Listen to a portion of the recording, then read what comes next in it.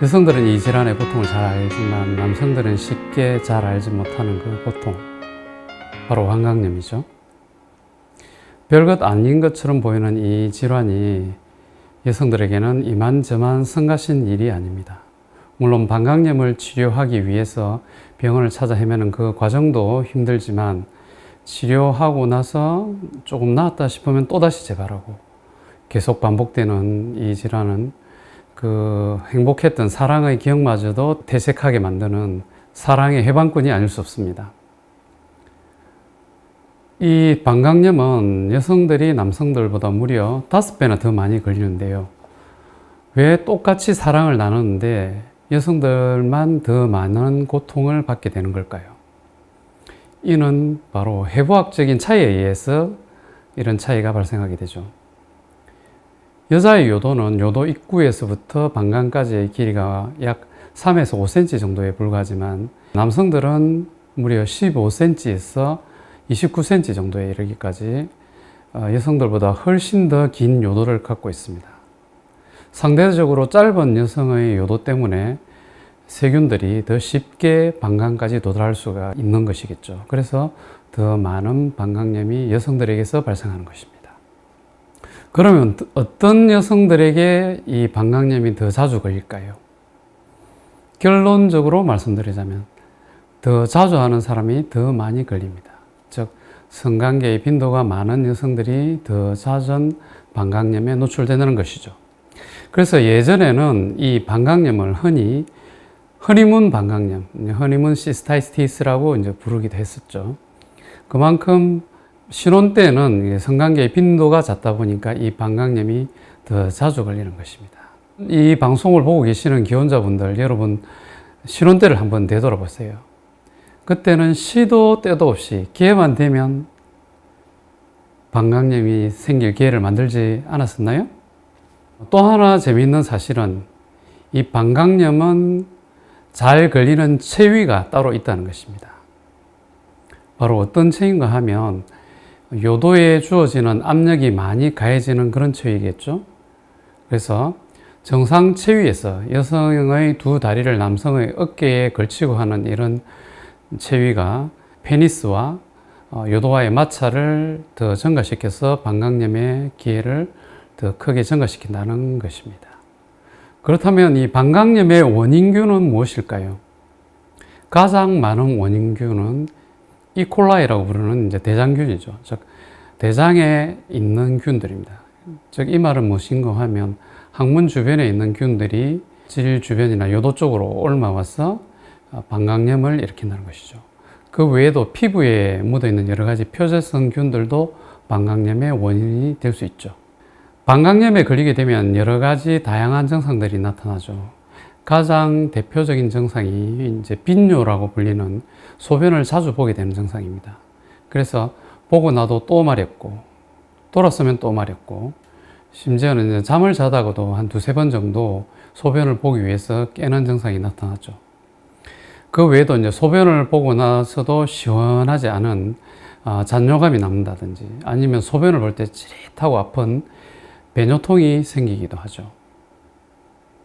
그 외에도 이제 소변을 보고 싶은 요일을 느끼게 되면 잘 참지 못하는 절박뇨 증상도 있고, 또 어떤 여성들은 이 방광염에 걸렸을 때 심한 이제 구역질이 나거나 구토를 하거나 또는 두통을 심하게 호소하거나 심한 피로감을 느끼는 여성들도 있습니다.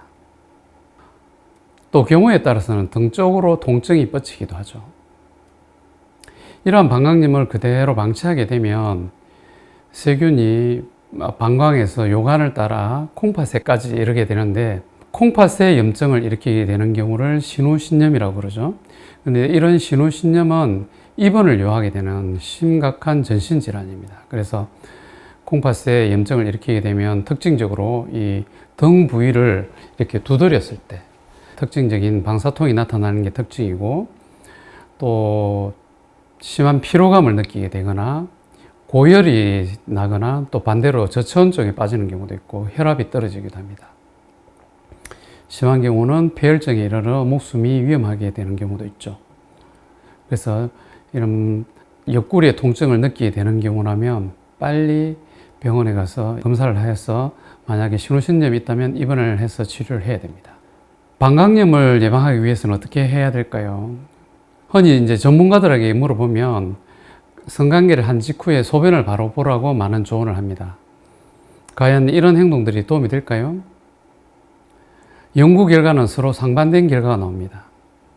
두 그룹으로 나누어서 관계 직후에 바로 소변을 봤던 그룹과 보지 않은 그룹에서 방광염이 발생하는 비율을 조사를 해보면 한 연구에서는 유의미하게 소변을 봤던 그룹에서 방광염의 빈도가 줄어들더라 라는 연구 결과를 보고하는 경우도 있었고, 또 반대로 두 그룹에서, 즉 소변을 봤던 그룹과 보지 않은 그룹에서 방광염의 발생률이 큰 차이가 없더라 라는 이제 그런 논문들도 있습니다.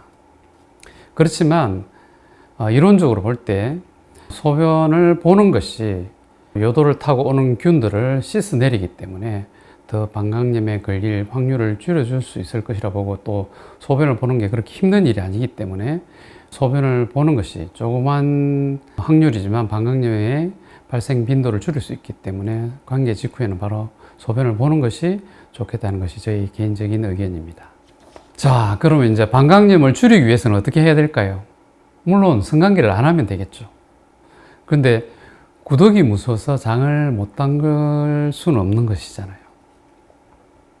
그래서 어떻게 하면 성관계를 하면서도 안전하게 이 방광염의 빈도를 줄여줄 수 있는 몇 가지 팁을 알려드리도록 하겠습니다. 먼저 성관계 전에 해야 할 일들입니다. 첫 번째로 관계 직전에 바로 소변을 보고 시작하는 것이 좋습니다. 그래서 소변을 보고 나면 그나마 요도 쪽으로 요도 입구에 묻어있던 균들을 씻어내릴 수가 있기 때문에 관계에 의한 어떤 방광염 발병 빈도를 줄일 수가 있고, 두 번째로 관계 전에 요도 주변이나 외연부를 이제 청결을 하게 닦는 것이 좋은데, 반드시 이때 닦을 때는 앞쪽에서부터 뒤쪽으로 닦아야 됩니다. 반대로 하면 균들을 요도 쪽으로 몰아가는 격이 되니까 방광염 빈도를 더 끌어올리겠죠. 그래서 반드시 앞쪽에서 뒤쪽으로 닦는 것이 좋고, 세 번째로는 성관계를 하기 전에 파트너와 함께 반드시 손을 비누로 깨끗하게 씻는 것이 좋습니다. 이런 것들이 손에 묻어있는 균들을 요도 쪽으로 옮기는 그런 확률을 더 줄일 수 있겠죠. 그 다음에 관계 직후에 해야 할 일들을 말씀드리면, 아까 말씀드린 것과 같이 첫 번째로 관계 직후에 바로 소변을 보는 것이 좋습니다.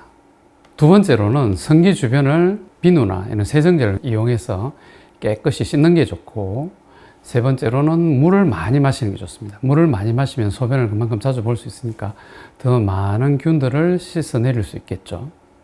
그 다음에는 일반적으로 일상생활에서 방광염을 줄일 수 있는 그런 여러 가지 방법들을 알아보면, 첫 번째로 요로감염이 의심되면, 이제 관계 직후에 뭔가 찝찝한 느낌이 들기 시작하면 즉시 산부인과나 비뇨기과 의사를 찾아가서 적절한 검사를 하고, 만약에 방광염이 의심된다면 항생제 처방을 받아서 약을 드시는 것이 좋습니다. 괜히 방치했다가 나중에 더 크게 문제를 일으키고 나중에 신우신염까지 가면 이렇게 치료하는 게 굉장히 골치 아파질 수도 있고 더 힘든 과정을 겪어야 할 수도 있습니다. 두 번째로는 이제 배변 습관인데요. 배변을 할 때 꼭 휴지를 뒤쪽에서 앞쪽으로 닦지 말고 앞쪽에서부터 뒤쪽으로 닦는 것이 좋습니다. 그래서 항문 주변에 있는 균들을 요도 쪽이나 질 쪽으로 옮기는 것들을 줄여야 합니다. 그래서 반드시 닦을 때 앞에서부터 뒤쪽으로 닦는다는 것을 반드시 명심하고 있어야 됩니다. 세 번째로는 운동 직후에는 옷이 땀에 젖었을 때 즉시 옷을 갈아입는 것이 좋습니다. 땀에 젖은 옷이나 이 땀들은 균들이 잘 자랄 수 있는 배지 역할을 하기 때문에 그만큼 발병률이 올라갈 수 있겠죠. 그래서 땀에 젖은 옷은 즉시 갈아입는 것이 좋고요. 네 번째로는 비누나 세정제를 이용해서 뒷물을 하거나 질 세척하는 행위를 삼가는 것이 좋습니다. 질은 자정 능력이기 때문에 이걸 세균을 깨끗이 한다고 질 안쪽을 씻어버리거나 뒷물을 해버리면 질의 산도가 바뀌게 되죠.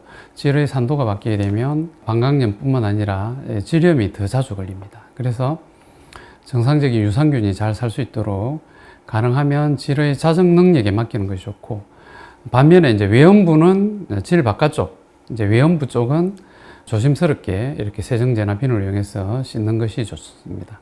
이때 물이 질 안으로 안 흘러 들어가도록 주의하는 게 좋죠. 다섯 번째로 피임 방법에 관한 건데, 살정제, 적정자를 죽이는 약물이라든지 또는 이제 여성용 콘돔 이런 것들은 방광염의 빈도를 증가시킬 수 있는 비임법이기 때문에 가능하면 이런 방법은 피하는 것이 좋죠. 여섯 번째로 새로운 윤활제를 쓴다든지 그 다음에 또 새로운 종류의 어떤 콘돔을 쓴다든지 여러 가지 어떤 섹스 토이를 장난감 그런 것들을 쓸 때는 좀 주의를 하는 게 좋습니다. 뭔가 새로운 변화를 줄 때는 이런 것들이 또 방광염을 일으키는 원인이 될 수 있기 때문에 주의를 하는 게 좋죠. 일곱 번째는 아까 말씀드린 대로 방광염에 잘 걸리는 체위, 정상 체위에서 남성의 어깨에 여성의 두 다리를 걸치는 체위 말씀드렸죠. 이런 체위들은 요도에 가해지는 압력을 높이고 또 피너스와 요도와의 마찰을 증가시키기 때문에 방광염이 생길 확률이 훨씬 더 올라갑니다. 그것 말고도 좋은 체위가 많이 있으니까 다른 안전한 체위를 이용하시기 바랍니다. 그 외에도 이제 여러 가지 방광염을 예방하는 데 도움이 된다고 하는 여러 가지 건강식품들도 있는데요. 크림베리 주스가 방광염을 예방하는 데 도움이 된다라는 그런 논문도 있고 일부 보고도 있는데, 이것도 명확하게 검증된 건 아니고 전문가들 사이에서도 여러 가지 디베이트가 있습니다. 논란이 있다는 얘기죠. 크게 뭐 어떤 해롭거나 부작용이 있는 그런 방법은 아니기 때문에 지푸라기라도 잡는 심정으로 이런 것들도 한번 좀 시도를 해보는 것이 도움이 될 수 있겠죠. 조금이라도 도움이 될 가능성이 있는 것들은 한번 시도를 해보는 것이 좋습니다. 그 다음에 또 한 가지는 논문이나 이런 데서도 조금 효과가 검증된 건데, 덱스트로만노스라는 건강식품이 있습니다. 덱스트로만노스, D만노스라고 해가지고 구글링이나 뭐 인터넷에서 검색을 해보시면 됩니다.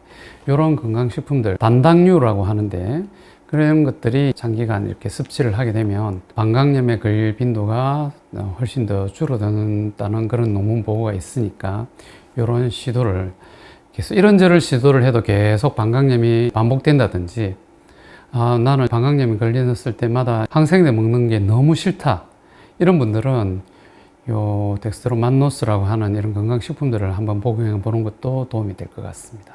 제가 앞에서 말씀드렸던 관계 전에 해야 될 일들, 관계 후에, 직후에 해야 될 일들, 그리고 평소에 해야 될 일들, 또 피해야 될 체위들, 피해야 될 피임 방법들, 이런 것들에 주의하셔서 성생활을 한다면 여러분들의 성생활이 한결 더 건강하고 또 행복해질 것 같습니다. 이 방광염이라는 게 그거 항생제만 먹으면 낫는 거 아니냐라고 쉽게 생각할 수 있지만, 막상 걸려본 당사자들, 제 아는 지인분들 중에서도 이 방광염으로 고생한 분들이 꽤 있는데, 이거 어떻게 하면 반복되는 것을 좀 줄일 수 있느냐라고 그런 조언을 많이 구합니다. 그래, 그때 저도 앞에서 말씀드린 것처럼 관계 직후에 뭐 소변을 봐라라든지 뭐 이런 정도의 간단한 조언밖에 못했는데, 영상을 찍기 위해서 여러 가지 책을 찾아보고 문을 찾아보니까 여러 가지 어떤 다양한 방법들이나 건강식품들이 소개되고 있어서 오늘 이런 영상을 찍게 됐습니다. 그래서 이 내용들이 여러분들의 행복한 성생활과 또 성건강과 성적인 행복에 조금이나마 도움이 되셨기를 바랍니다. 이상 닥터왕 성의학연구소의 닥터왕이었습니다. 오늘도 긴 영상 시청해 주셔서 감사합니다.